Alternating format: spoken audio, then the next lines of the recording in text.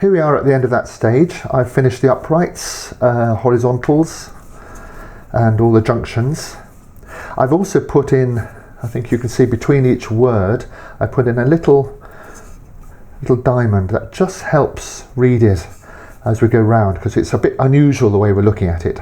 So the next step is to finish off the letters by adding all these curves, these various curves. That's my next step. I'm going to cut the letter G here. Now the G, if you think about it, this part is half of an O, and reversed is the D. So cutting this gives you a good example of how the bigger curves are cut. So we start as normal with a stab cut in the middle.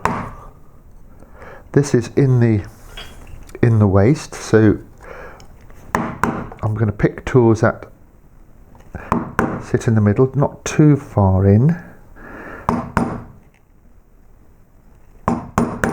Okay, and then I'm going to take some of this out here, just to get me going. And then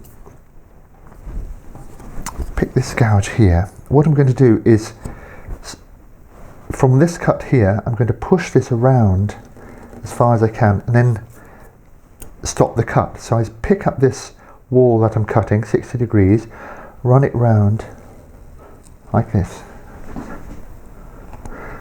and stop. And here, running round as far as I can and stop. So what I'm paying attention to again is this line, getting that as nice as I can, not so much the pencil line. Let's come around here. Now where that goes a bit flatter, I can swap to a flatter gouge. See if this one will work. Yeah, so that one comes across here to the bottom of that upright, and it'll also come across here. There, so I've done the outside fairly well. The inside's a flatter curve, so I'm going to start that off with a flatter gouge.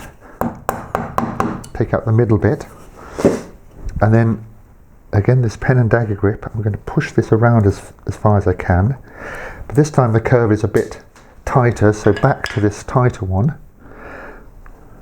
right round here. I can write those two.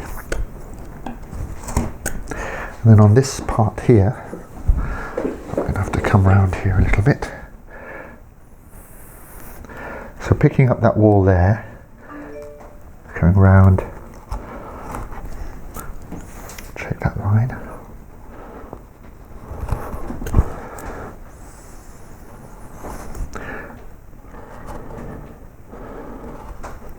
So the trick is to try and merge one part of the cut with the other. It's unlikely you can do it in one go. So just clean up the bottom here.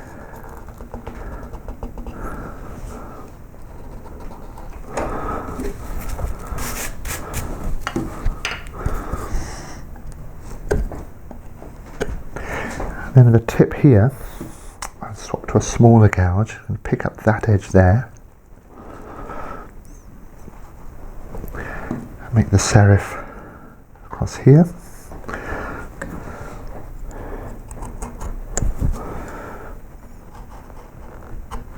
See?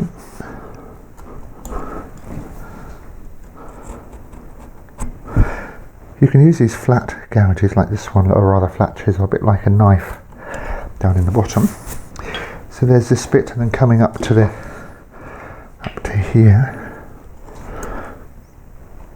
Got to lead it into there, and then the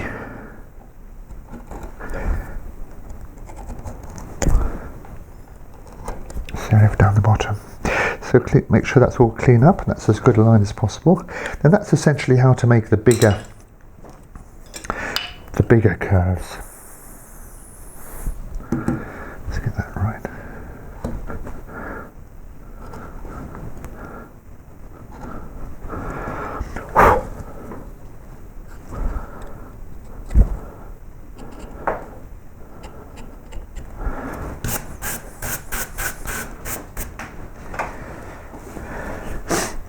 The smaller curves are treated really in the same way, but smaller tools.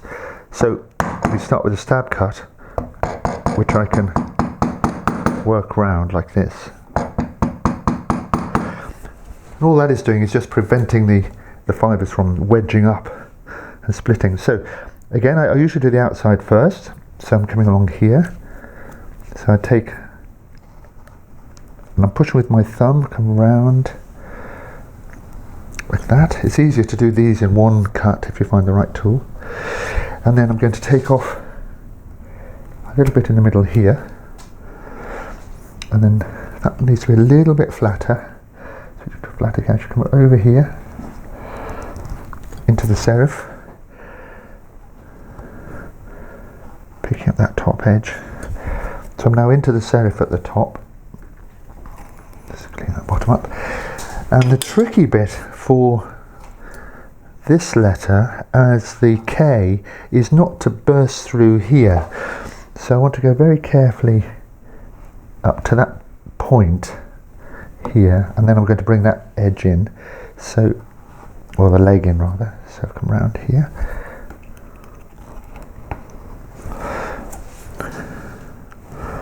Something a little flatter, and just round.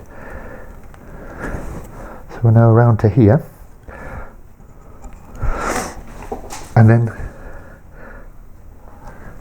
I'll use my skew chisel, draw that back like this.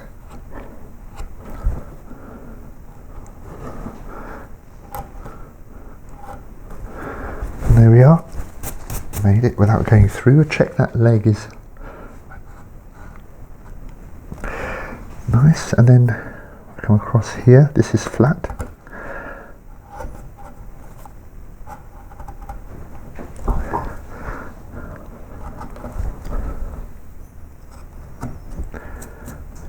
And there's that. Yep. So the P's and the, I've really done like that. The P's and the R's very similar. Okay, so there's my letter R. The S can often seem a little intimidating, but one way to look at it is that it has a middle bit, in this style anyway, that's actually straight. So the first thing we can do is to take out this piece of wood here. Inside the lines.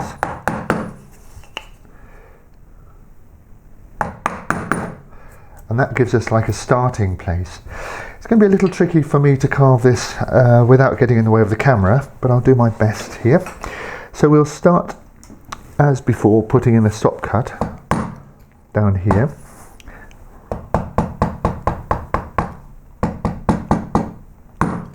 And I'll do the one at the top while I'm at it.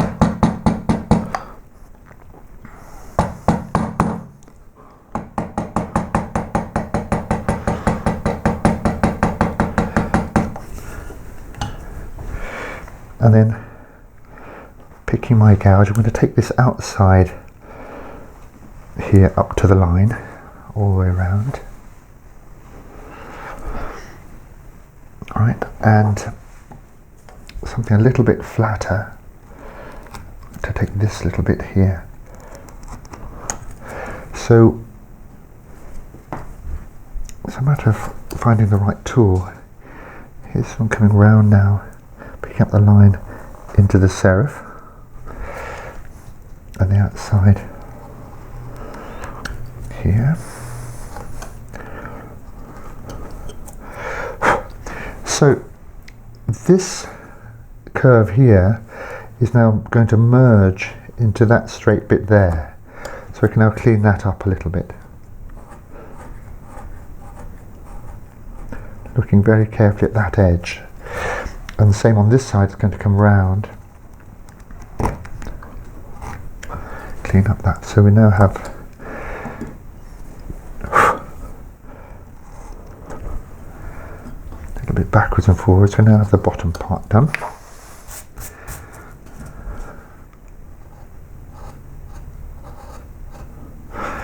And then this is where I'm going to get into the camera, I think, but I'm going to come round like this, and then I've got to pick quite a tight curve to get in here.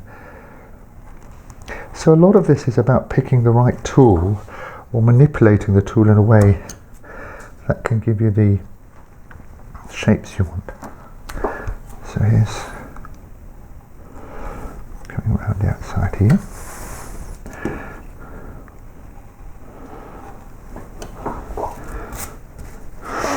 So what I have to do now is merge this side of this straight bit into there.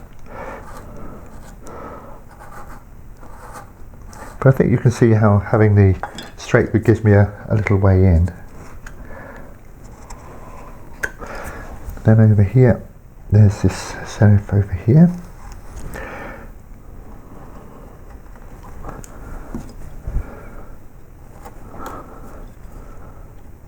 Just using the edge in the corner down there.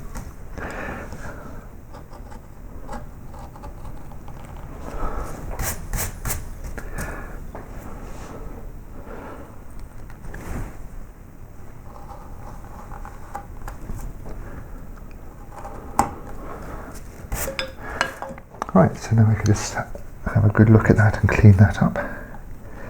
Again, paying attention to these edges. If the inside is a little bit rough, you're not really going to see that. But you'll certainly see the light and shadow on the edge there.